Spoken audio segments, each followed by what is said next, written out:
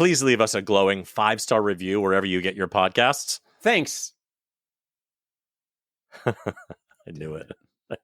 I knew this was coming. Do that. Don't you? I knew it.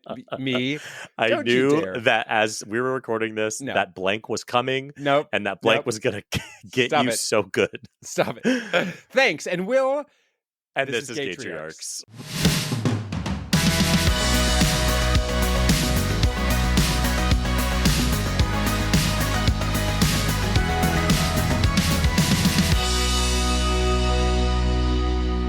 So, I'm not going to start with what I want to do, which is complain that my daycare closed and my children are in my house and I'm having to make meetings happen when somebody's sleeping. And then my son is like, I need pizza to nap with. And I'm like, you don't need pizza in your hands to take a nap. I'm not going to start the show that way. I refuse. But it would make for such an interesting intro and so relatable. I mean, I don't know that I've ever heard of pizza being the safety blanket to go to a nap time. It was just an excuse. Like, why not? Yeah. It was just an excuse. We are now in the phase of like really being clever and really purposeful about what they say. They're like, oh, I'm thirsty. You know, the whole like, oh, I'm thirsty now. Oh, you're suddenly thirsty. He is like, I'm starving. And it's just so we can delay bedtime 30 extra seconds. But I'm not going to start the show that way. But that's not how we're starting. We're not starting that way. About young children's mind games and manipulation of the not parents. Not going to talk about that. Not going to talk about anything. Okay. Mm-hmm. Here's what I want to talk about. It sounds like a downer. It was going to be my something great, but I think it's an interesting thing I'm going to say about my life. So I have an uncle who was gay and had a partner, a lifelong partner who is obviously gay. So they my blood uncle died at like 92 about 5 years ago. And his surviving partner, also in his 90s, just recently passed away. And that is sad, obviously, but they lived a really long life and whatever. Sounds like it, Yeah, but, you know, it was really weird. Like, I was reading his obituary and something that like a close friend of he's from the UK and something his friend had put together for him.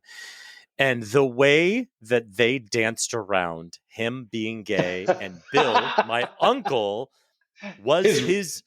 I mean, it's not his husband, but I mean, like they were together for like 55 years. Okay. Oh no! So, did they call him a roommate? So what it brought up for me, I was just thinking about changing culture, and what I'm so happy to be a part of this day and age and not then is that they grew up in a time when being out and gay was A, not allowed, B, you could get killed for, right? Mm-hmm. And so they, I think, developed this thing. I see this in other family members and other people in my life where you have to be in the closet for your own self-protection. And then it becomes a lifestyle. And then when it's quote unquote okay to be gay, you don't feel comfortable doing that. And so my entire life, my uncles were the uncles. They were roommates. It was his friend. They lived together and we didn't talk about it. And that makes me crazy now as a person who overshares to thousands of strangers on the internet. and one podcast listener. Wait a minute. Sorry, our one listener. When did you become aware that your gunkles were a loving partnership? So when I was like a teenager, it was like one of those mean things that you would joke about behind their backs. Oh, they're so gay and blah, blah, blah, blah. Yeah. And at the time, it was just something mean to say. But that was when I was like, oh, they really are together. And so, again, they've been together twice as long as I've been alive. I'm only 25. But it is. Mm-hmm. So anyway, in his passing, just as a reminder that like these people had a 50-plus year relationship. They spent their entire lives together. They had a business together. They survived AIDS crisis together. And still, they didn't feel that they could be publicly out. And that just breaks my heart. But it also is exciting that we live in a time now where if you're not gay, you're nothing. All the kids now are gay. They're all bisexual. They're all pan. They're all trans. It's great. So anyway, it's a positive thing. I know he passed away, and that's a weird thing. But they lived a really cool life. They were. My uncle was a celebration. For sure. It's a celebration of commitment and of truth and whatnot, even if they were, semi-closeted. But like, hey, they lived a full life. That's awesome. My uncle was a playwright. My other uncle, or the one his partner who just recently died, was an actor. They were, it was a whole thing. So here's to you guys. Go off and do the gay shit in the sky, whatever that is. I imagine there's some sort of bathhouse waiting for us all. Yeah. Let's hope so. So. I mean, this topic right here reminds me that for our listener out there, David and I barely know each other. I don't know what FM stands for David, Franklin, and Marshall. Fucking close. Matriarch Vaughn. Mm-hmm. But I certainly knew nothing about this. And you have a pretty gay family. I mean, there's the gay is strong in your blood. I have a gay sister. I have gay nieces and nephews. I have bi people in my family. It's all over the fucking map. But I like to say that I'm like the trailblazer because I'm the gayest. I'm in musical theater. I'm married to a man. Like I have probably a gay child. I like to keep myself as the king of the gays. So, well, that's so gay. Which reminds me that here I'm going to make a confession on Gaytriarchs that we definitely do tiptoe around a little bit. Particularly, I do certain elements of privacy that I want to keep for my kids because they're not 2-year-olds anymore, So you are going to face a lot of consequences in about 10 years when your kids become our second and third listeners. But I try to maintain my kids' privacy a little bit. Well, one little confession I don't mind making is that I am able to monitor my son's text threads with his friends because it's connected to my computer. So I accidentally see a lot of the threads. And I consider it a privilege. Am I invading their privacy? A little bit. I mean, but you know what? He's still, young. And so I'm able to kind of monitor and make sure that there isn't anything too questionable going on. And luckily there isn't too much until fairly recently when some of the kids have been using the phrase, "That's so gay." And I'm like, wait a minute. Is it 1995? No, people are still absolutely using that. I think it means it's a much less derogatory, inference now than it was back in the day. But that is happening, and I haven't felt like I need to blow my cover yet and say this needs to be stopped right now. The kids are navigating it; they're figuring it out. Sometimes they call each other out on it. You can't say that. Thank God somebody does do that. But it's kind of fascinating to me that people are still saying that's so gay, not just David F.M. Vaughn is the gayest. That's so gay. That's so Raven. And you know what's so Raven, Gavin? Is that you told this exact story. Oh my God. Maybe an episode ago. No. Jesus, seriously? And so that's what now I'm hoping that it wasn't something that you told before we recorded and then it's edited out and I sound like the asshole, but I'm almost positive that was something that you mentioned the other week. Secondly, that's so good. Look, his hands over his face. Listen, Gavin, as you can hear, is somewhere else. He's in Los Angeles right now for work. So maybe let's blame him on jet lag for taking a Spirit Airlines flight in the middle seat of the back row. I was in the middle seat. Yes, I was absolutely in the middle of the seat. Damn it. And there you do. You were just looking at me so smugly with that look on your face. But sure was. In all honesty, I have no recollection of it whatsoever. So for our listener out there, sorry about that. But you know what? The thing is, what prompted this is that I was monitoring it this morning. That phrase was coming up. So, it is fresh. I'm not just making this shit up. But speaking of that phrase, it is interesting because I actually disagree. When you said that, it doesn't mean what it used to mean. I feel like when I use the phrase a ton. I've said the most horrible shit imaginable in my life, but I remember using that for a long time, and it always meant stupid. It never meant gay. It was never a nod towards a gay man. It was always that's so stupid. Now I understand that the connection is problematic, but I remember saying it and not meaning that you're blowing a bunch of dudes. Yeah. Which is gay, right? That was not... that's the gayest, I would say, blowing a bunch of dudes, for sure. Back to your original topic, though, of being manipulated by your children and being outsmarted by them. Oh, I don't know. Were you outsmarted? Did your son get a piece of pizza before he took his nap? It's not being outsmarted. It's I'm tired and was just working in Manhattan all day, and now I have other meetings to do. So yes, he got the pizza, but that's because I am a shell of a human being, and I no longer care about anything other than just getting my kids to bed. So speaking of being a shell of a human being and being manipulated by our kids, my daughter outsmarted my partner and I so big time last week when we've kind of put a little bit of a kibosh on sleepovers because we're a very intense sleepover family. Like my kids want to have sleepovers every night of the week. They love it. They want people over. They want to go over. I'm like, I get it. It's fun. And they don't stay up all night generally. But anyway, we had kind of put the kibosh on it for a little while, mainly because, frankly, attitude, behavior, et cetera, et cetera. And then suddenly we found ourselves in the middle of a 3-night epic sleepover where the girls were going to three different houses. And so we went immediately from, no, we're not going to have any sleepovers for a couple of weeks, to, oh my God, we're suddenly entertaining 3 girls. And we hosted them on their 3rd night. So they were bleary-eyed zombies who were tired of each other. They were very clearly annoyed, but they didn't want to give up on the situation. But like at any one point, one of the girls was ostracized. And I don't know if it's the other 2 were ganging up or if the other one was like, oh my God, I need a break from these 2 other girls that I've spent the last, 24 times 3, 72 hours with.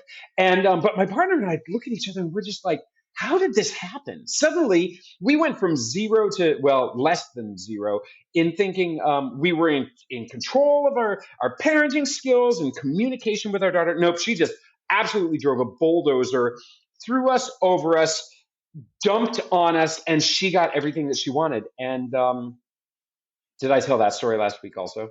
No.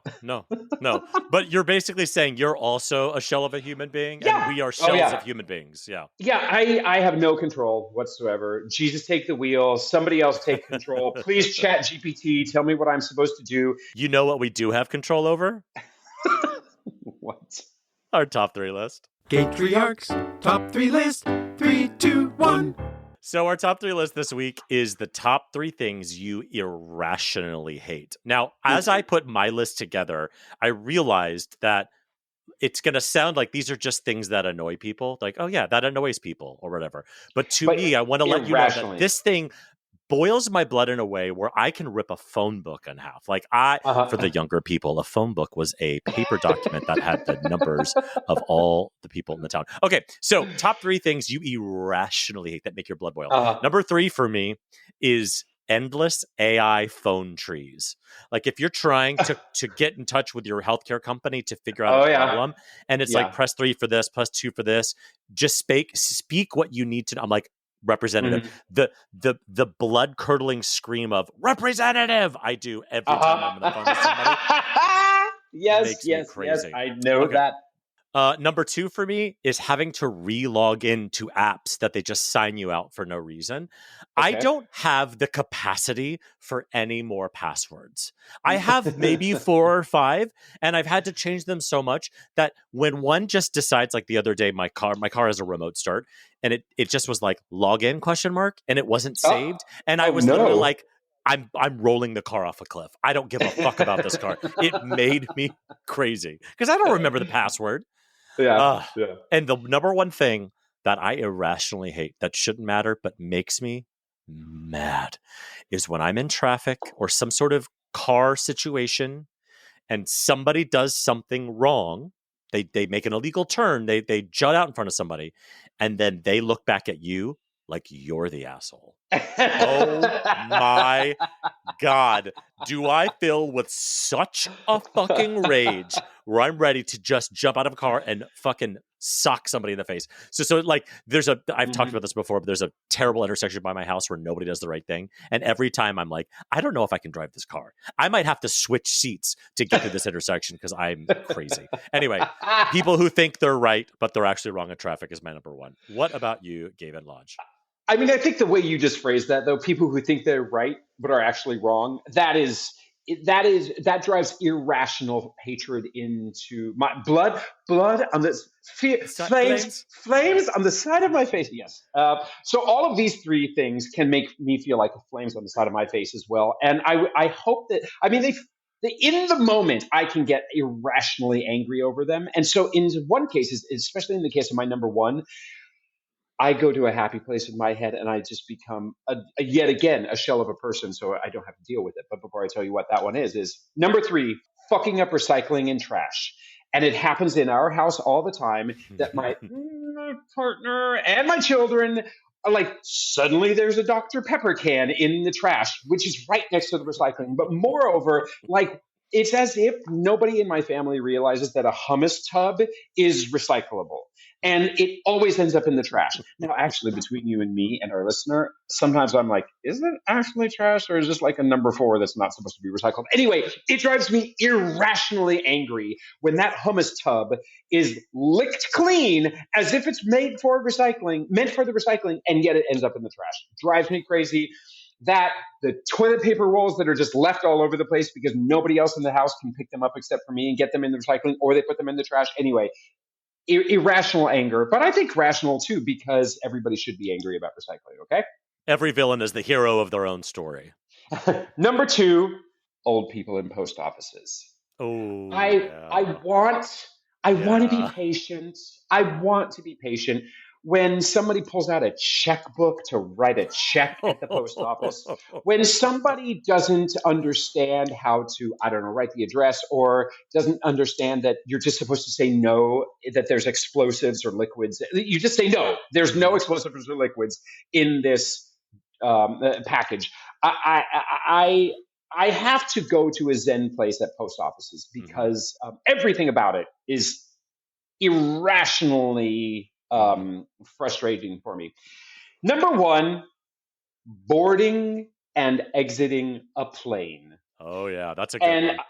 And everybody's IQ drops to sub-zero, probably including my own, when you get on a plane. And I just feel so much pity for stewardesses, flight attendants who just have to deal with the stupidest people on the planet. But I get irrationally angry when, it looks like there's not going to be any overhead compartment way back in the back where I'm sitting, so I'm going to put my bag up here in the front. The largest suitcase is going directly to the back. You're like, did you not understand that if you're group 4, you're the poor people, you're third class, you're steerage. You got to check that shit. But you don't get to put your bag up in the front of the plane and take one of the first spots. Like all of these factors, and they leave their backpacks on their back and they turn and they hit you and blah, blah, blah. It is, I have to go to a happy Zen place or I will. We are Statler and Waldorf right now. We are the 2 old men complaining about everything. Totally. When those old men have names? Yeah. Have you ever been the person on a plane who's like has a tight connection and they say, hey, everybody, we have a couple people who have really tight connections. Please sit down and let those people off first. Have you ever been on a plane where people sit down and let the people forward? Right? Never. I've never been that guy either. I've never actually been the one to say, oh, I have to get through. So I don't really pay that much attention. I have missed planes because of that. Anyway, God, I can feel our blood pressure rising. Let's talk about what's next week. Next week, I want to know the 3 things that you would change about your kid if you could. Love it. All right. Our guest this week is a doctor, a dad, a husband, a possible centaur, and moreover, even though he's straight, like Gavin and I, he has made an entire business about dicks. He is the CEO and founder of FirmTech, the first sex tech company dedicated to improving men's erectile fitness. Listen, we like what we like, right, guys? Anyway, welcome to the show, Dr. Elliot Justin. Welcome. Welcome, doctor. It's great to be here. Thank you. You have 2 first names, and we talked about yesterday. You're like, what a curse and a blessing, right? I can only blame my mother. Yeah, I blame your mother about a lot of things, which is weird because I don't even know her. So before we get to FirmTech and before we get to all this stuff, tell us a little bit about you, where you came from, how did you get to where you're at today? I'll go back to adolescence. I think as a physician, I was uniquely set up to do what I'm currently doing right now for men's erectile health by the fact that I don't think there are many doctors, let alone men in the world, whose mothers took them to urologists twice when they were teenagers because of their masturbation habit. Oh, goodness. You were either really good at it or really bad at it, right? Well, I just wasn't, I certainly wasn't going to conceal it. Got I it. don't. Okay. I'm not like, hey, I'm going to go hard. I'm going to take a long shower or a long bath, or it's like, hey, I didn't think that 7 or 8 times a day was excessive. I don't know. Wow. You guys did as well too. But like you said though, you weren't concealing this. Mom knew what was going on. Well, I wasn't exactly doing the dining room table. It was confined to the bed. I was in the bed in the bedroom. That is an awkward Thanksgiving. I'm not looking forward to it. I'm going for the record today, and I actually tried to discipline myself, no more than 4 times tomorrow. But it's just it was too much fun. So my mother was concerned that I wouldn't get into college, and the first time I went, the urologist told me, "So when do you stop?" I said, "Well, when there's blood," and it's called hematospermia, by the way.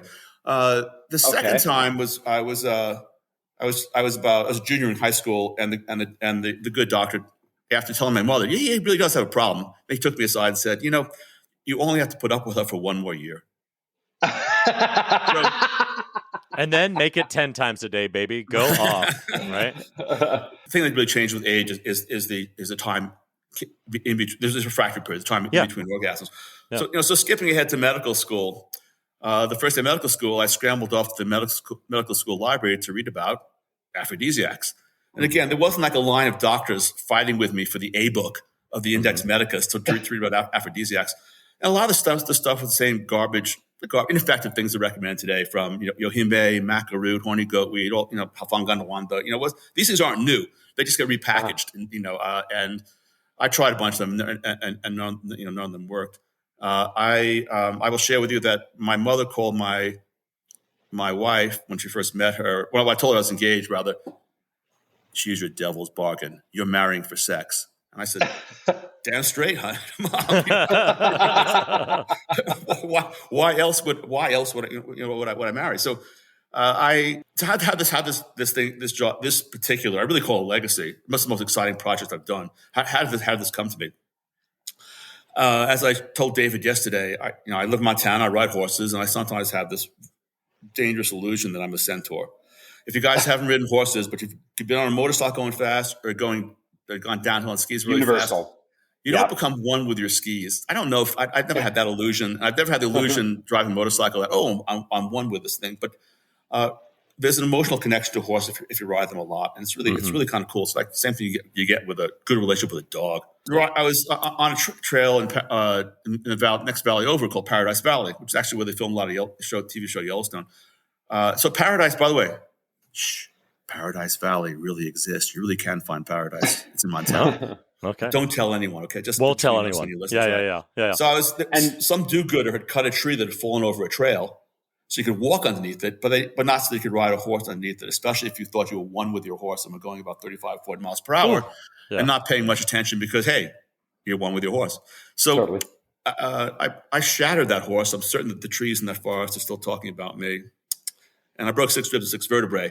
So here's an important thing for all your male listeners. If you think that you have a spinal cord injury, you need to do the cock-up sign. If you can cock your big toe back, you can urinate, defecate, and fornicate, the big 3, and everything's going to be okay. So I was really smashed up, and I knew it was going to be a lot of pain, but I knew it was also that's going to be okay. But it got me thinking, what's been done for men, or women for that matter, with spinal cord injuries to rehabilitate the sexual function? I had a urologist implant electrode right where the penis comes out of the pubic bone. We moved around to different locations. I felt nothing. So I think that I question whether those research papers were true or not, whether just people were seeking further funding in order to get money. We've talked to a couple of doctors recently in the past couple of months, and there has been a consistent theme of because of our puritanical fucking upbringing in America, there's just not a lot of people focused like you on sexual health in general and researching it and testing things out. And then look at your crazy ass out there planting electrodes inside of yourself to test it out yourself. To get back to your centaur ways. Yeah. I'm American. You guys are Americans. I hate when I hear this stuff about America. Hey, I've taught in Europe. I've been to Europe at European sexual medicine conferences. They ain't looking at this either. People are basically doing what pharma and the national health systems tell them to do. And I'm not persuaded. I mean, the highest instances of erectile dysfunction are in China, Japan, the Persian Gulf, Mexico. So is this really in America? I don't know. I think that a inhibition about sex, I think, is almost, it's what really is, it's really widespread. Uh-huh. So this urology professor at the University of Utah heard about what I call Project O, for obvious reasons, and he wanted to count the number of nocturnal erections that men have. This is like 2 plus years ago, and my reaction was, "What the fuck? Who cares? What do you mean leading indicator? I never heard of this, because most people haven't heard of this." So he wanted to implant electrodes into a condom-like form, condom ring form, and he put, and that form would have 6 times the elasticity of a condom ring, because he was concerned about strangulation effect. Mm-hmm. And he and his partner wanted to erect a patent wall, around this. Spent a lot of money on those two things: the patent wall and the form. And they've been working on it for 8 or 9 years, and he said, "Well, I want you to take this forward." And after about a month, I said, "This is a do-over, because it's a great idea. To have a way of counting nocturnal erections, and by leading indicator, we mean it's predictive. Mm-hmm. Even guys your age, right? If you go from 3 to 5 down to 2 to 1, you're gonna have a heart attack or a stroke."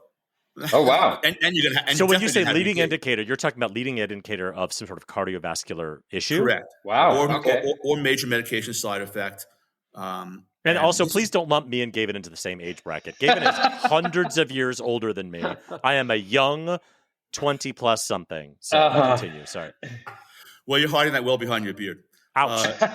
And this crispy.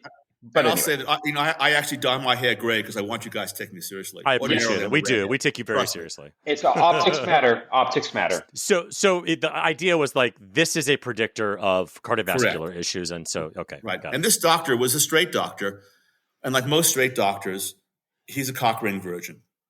I am not a cock ring virgin. I've been using cock rings since before both you guys were born, and they suck.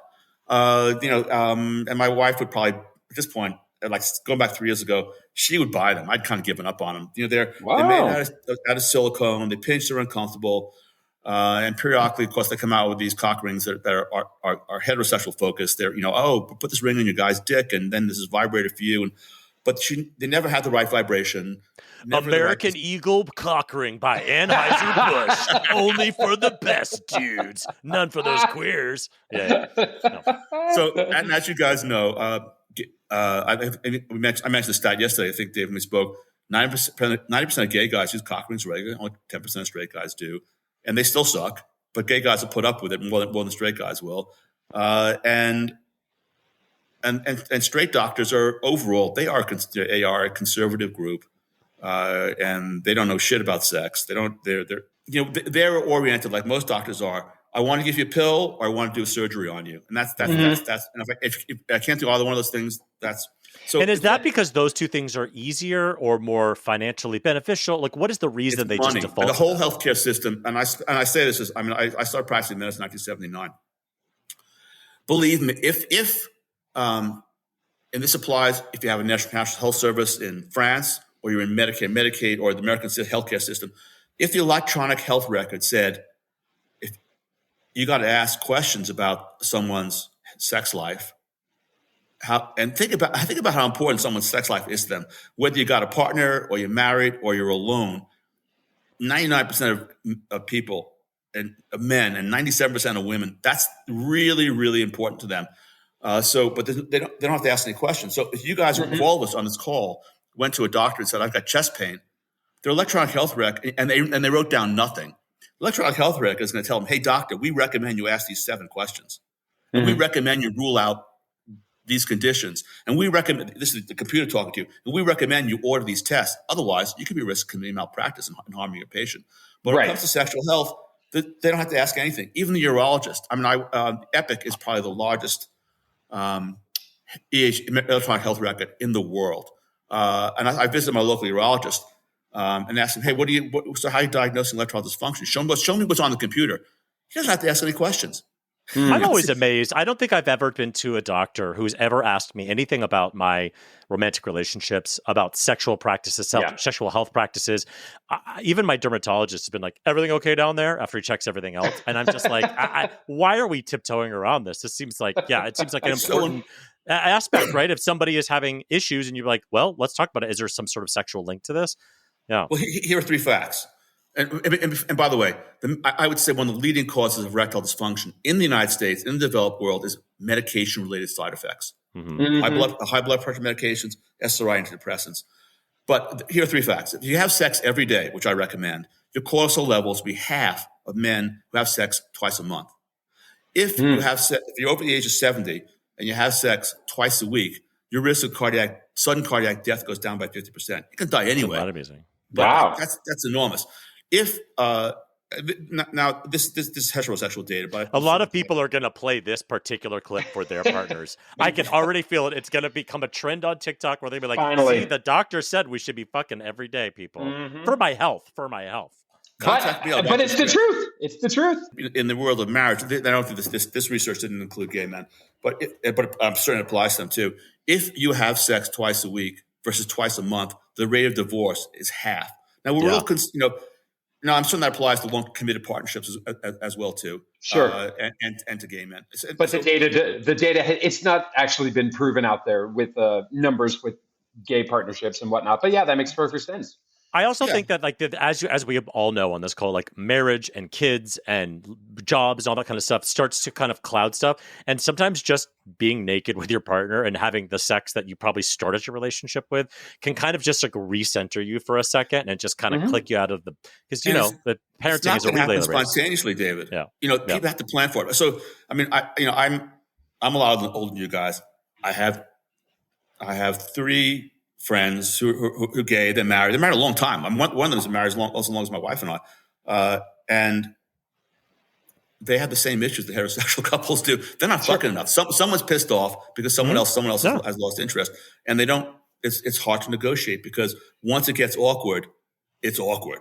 Yeah, and you got people who, especially with my gay friends, who are really fit. These guys look like they're in the 60s and 70s, and they're buff. I don't get it. You go to the gym, you don't rely upon spontaneity. Hey, what am I going to do today? These guys they've got a whiteboard routine. They got something on their phones that tell them what to do.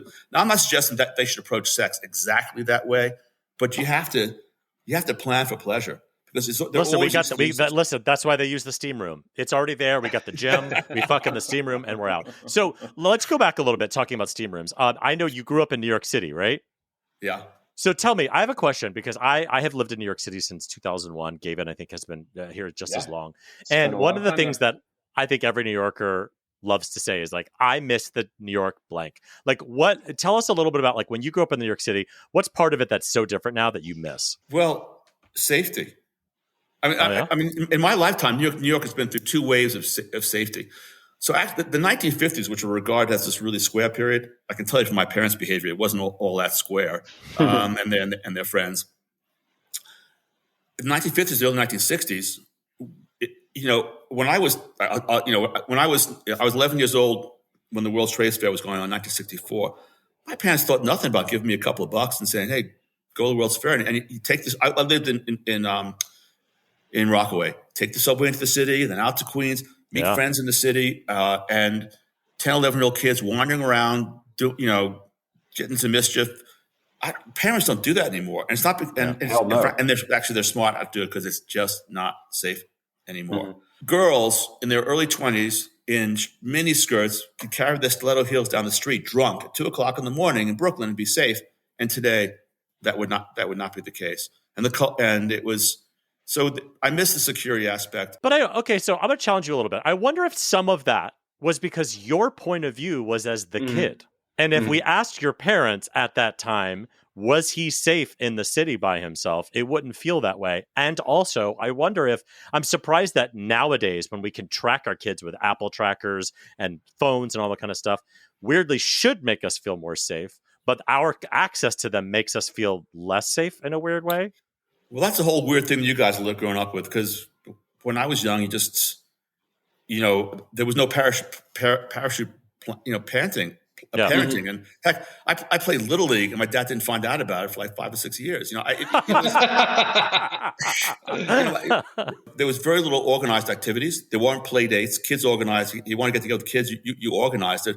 There's a lot of street sports, a lot of independence, and it was. I think overall that was a better, culture, and I tried to recreate that for my kids. In New York, or what? No, did you raise your kids in Montana? No, we lived in New Jersey. Okay. Most of the time, or out here. I'm out here in Montana. I really, when I moved here, we moved here in 2005 because I wanted my kids to live outdoors. Mm-hmm. I didn't like. Our oldest son was getting into trouble in school and with his friends with petty crime. Not just because he was associating with some gang members, but also because the really rich, spoiled kids he was hanging out with too. Yeah, were probably bored, and this was something they were edgy bored, and and there's nothing to do in New Jersey. We were living in Princeton then, because we homeschooled our kids from like the 3rd to 6th grade, not because we were religious, because we're not, but because we wanted our kids to get a better education that they couldn't get in the public school system. Mm-hmm. And then we wanted to. My wife couldn't stand our oldest son. Just didn't want to put up with him anymore because he was difficult, and difficult in a way that the schools just don't know how to handle. I mean, his attitude was, I'm smarter than most of my teachers, so they got to prove themselves to me. Teachers aren't going to prove themselves to the kids. And his attitude also was, well, if I know how to do this, why don't I just cut school? He's kind of right about that. But so. I'll tell you. So he was always being diagnosed. When we put him in school in 7th grade, he was always quickly was diagnosed having ADHD, like a lot of rambunctious boys. And it reached the point, given his misbehavior and his talking back, that was like he had to take his meds in front of the school nurse at the start of the day. And he would tell me the meds aren't. He doesn't feel any differently with the meds. The doctors, of course, were saying, "Oh, these tests." But the tests right now have been totally discredited, by the way. But the test they gave him that time said he has ADHD. I always thought he had ALD, adolescent laziness disorder, and he told me I had AAD, adult anger disorder, and I, reached the point where, well, I'll put it this way: I became quite familiar with the night sergeant in Princeton because my son was always on the fringe of things. Anyway. Right. He and a friend approached a college kid outside of the liquor store, the late night liquor store in Princeton. Well, where do the cops hang out? Where's the unmarked police car going to be, or the police car that with the lights turned off going to be at 1, 2 o'clock in the morning? Other than the liquor store that stays open until that time it stayed open all night. So they paid some college kid to go in and get him a case of beer. Of course. And they're lucky because that was actually what the college kid committed was a felony. He got off. Oof. The police decided to chase my sons and his friend down the alleyway. They should have dumped the beer and ran. But instead they wanted to keep the beer. So there's a big cyclone fence down this alleyway. They're trying to carry 2 cases of beer over the fence. Well, another cop car came around the other side and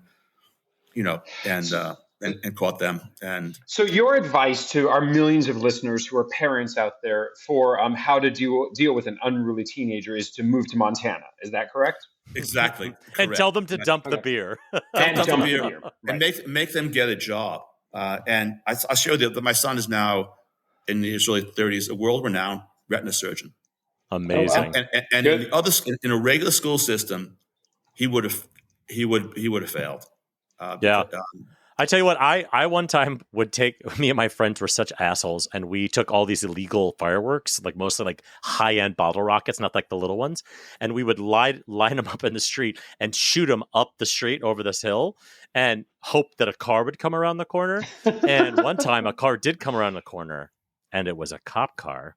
And it exploded right on his windshield, and we ran off in all the directions, and he totally caught us, and we got in huge fucking trouble.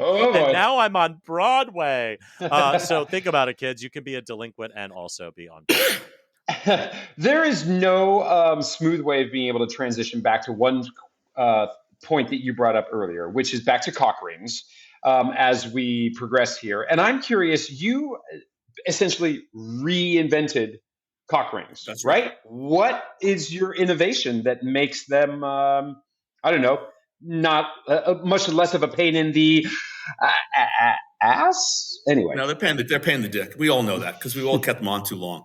And you want it off right away. After you come, right, guys? You want it off right away because it's uncomfortable. Right on. When the doctor challenged me, you talk about the stranger on top of you, right? That's what you want off right away. Okay, yeah. No, that's what. Yeah. In order to count the number of nocturnal erections, I had to change the material. So I came up with this ring called a Maximum Performance Ring on the Max PR. It's our top seller, and I tested it on 21 men here in Montana, age 27 to 70. I was the oldest person in the test group, and I wanted to come up with the right degree of sponginess that would not choke off the urethra, nor be too permissive, but would just hit when every man would hit 50%. That's what the material that's the degree of elastomer sponginess that we would make. So my orgasm with a maximum performance ring goes from 4 seconds to 7 seconds. And that's a dynamite orgasm. Like you, and I'm older than you, we all think that we're a connoisseur of our own orgasm because we start jerking off when we're 11, 12 years old. Mm-hmm. And we measure the sex that we have with other people by our own solo performance. And I don't have sex without a cock ring now. I don't technically have ED, although all men, we can discuss this in a moment, all men get ED. We're all on the road from fitness dysfunction without the ring. So here I am, I'm 70 years old. I've never used cock rings regularly. I've been playing around with them since I snuck into a sex toy store at age 12 in Times Square, talking about New York City back in the day. And I wouldn't have sex without a cock ring now because it's so intense. So I want to ask one final question, and I think this should be interesting. You're an ER doctor. You're obviously a quote unquote regular doctor. You're also now into this men's erectile fitness. How do you as a dad kind of raise your kids in a way that is like healthy, like a healthy point of view on sex? Like, how do you raise your kids to think your bodies are wonderful the way they are, but also if you want help, here is something else? Like, how do you strike that balance? Well, that's really interesting because I have 2 children who are sexual extroverts and one who's not. So they're all raised the same way. And our daughter has a sign on her desk at work that says, "If you knew my parents, you'd understand."